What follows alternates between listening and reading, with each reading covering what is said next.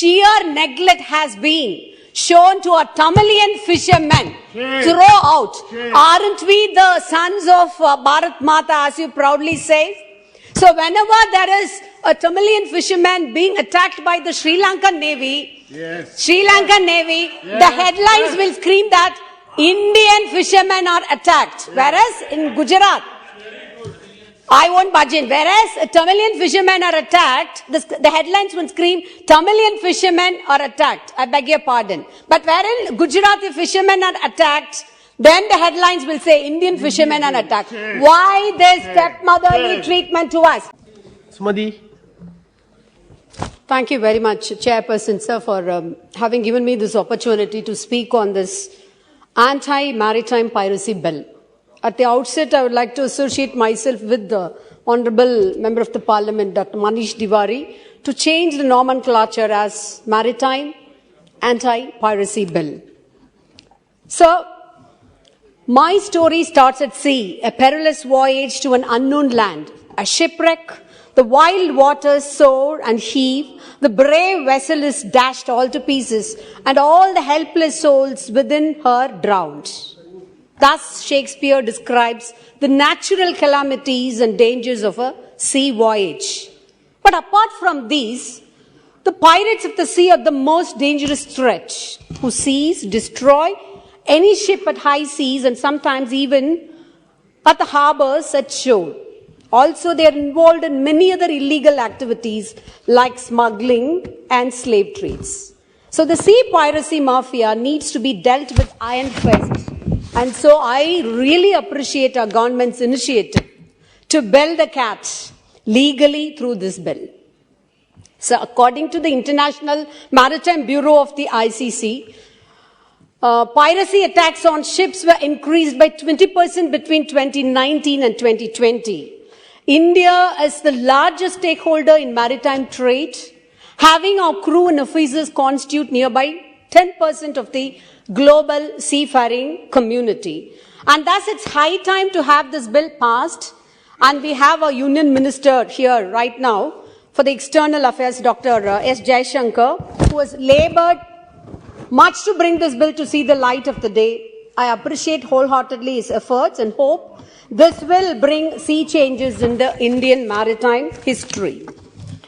Sir, the Union is bringing the law as part of the commitment made by India while signing the United Nations Conventions on the Law of the Sea, UNCLOS, in 1982, and the UNCLOS was ratified by India in 1995. I welcome this bill, but would like to draw the attention of this august House through you to some major incidents. Sir, the introduction of this bill comes after some days after 18 Indians aboard a crude oil ship carrier were kidnapped off the coast of Nigeria. Some time ago also, the House would not have been forgotten.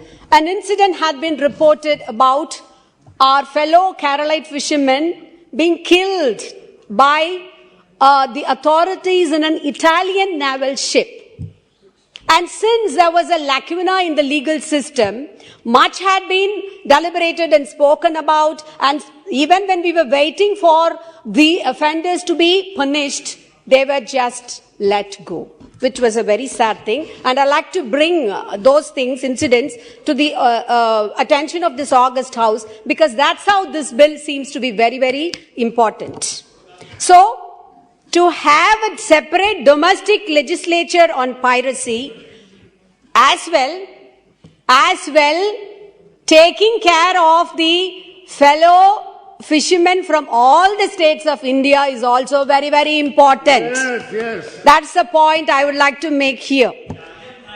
So far, we have to rely on the Indian Penal Code relating to the offence of wartime piracy in India, and the penal codes are only applicable up to territorial waters. Also, the international naval presence in the Gulf of Aden made the pirate to have a paradigm shift to east and southwards. So, everybody's eyes are now up to the southern part.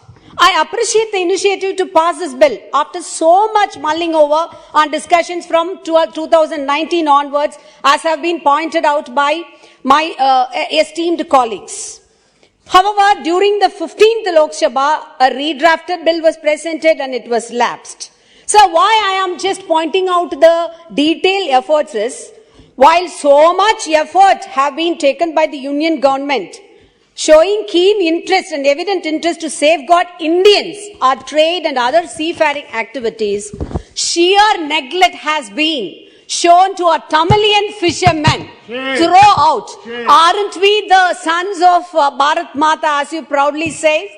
So whenever there is a Tamilian fisherman being attacked by the Sri Lankan Navy, the headlines will scream that Indian fishermen are attacked. Whereas in Gujarat, I won't budge in. Whereas Tamilian fishermen are attacked, the headlines will scream, Tamilian fishermen are attacked. I beg your pardon. But wherein Gujarati fishermen are attacked, then the headlines will say Indian fishermen are attacked. Why this stepmotherly treatment to us? Our Chief Minister, Thalapathy M.K. Stalin, has umpteen number of times raised this issue, and our floor leader, respected member of the parliament, Sir T.R. Balu sir, also has raised this issue in the parliament. But recently, how many incidents have been, listed?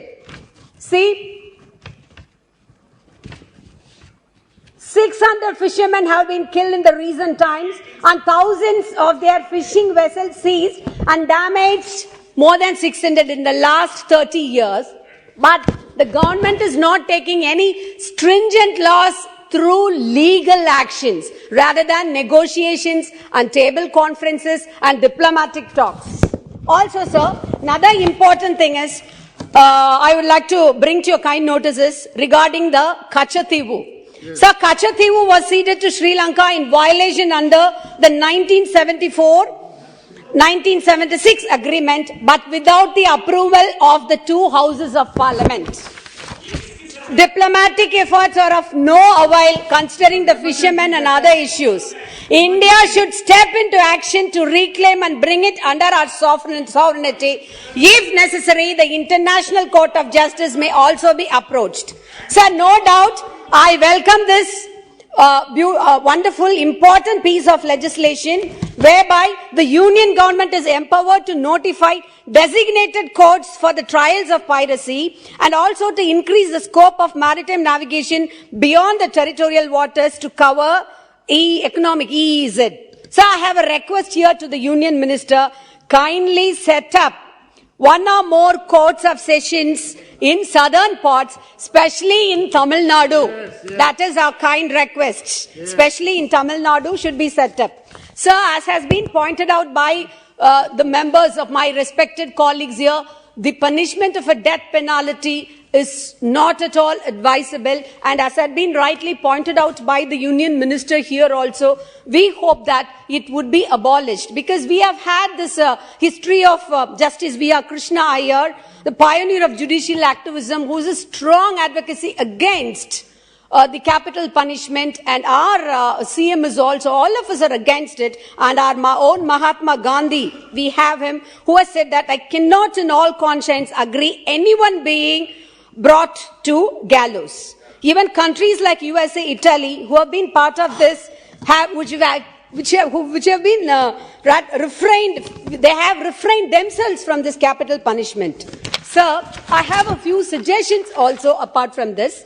The standing committee has stated the role, the one particular point, that the role of the state government has to be clearly defined. Yes. In order to emphasize and promote effective coordination mechanism. So kindly take that also into account. And again, sir, one more point. There is no mention of international cooperation for the repression of piracy in this bill, which should be addressed. And since our Prime Minister has proudly announced as the head of the G20 summit that one earth, one family, one future, I'd like to request our Honorable Union Minister through you, sir, that he has to consider our fishermen from Tamil Nadu also, because local issues are very, very important and it needs to be addressed We are very happy. We welcome this bill, but still they have to take into account the plight of our fishermen. Hence, with all these suggestions and requests, I'd like to ask the Honourable Union Minister through you to take into consideration of the above points as well before passing the bill. Thank you very much.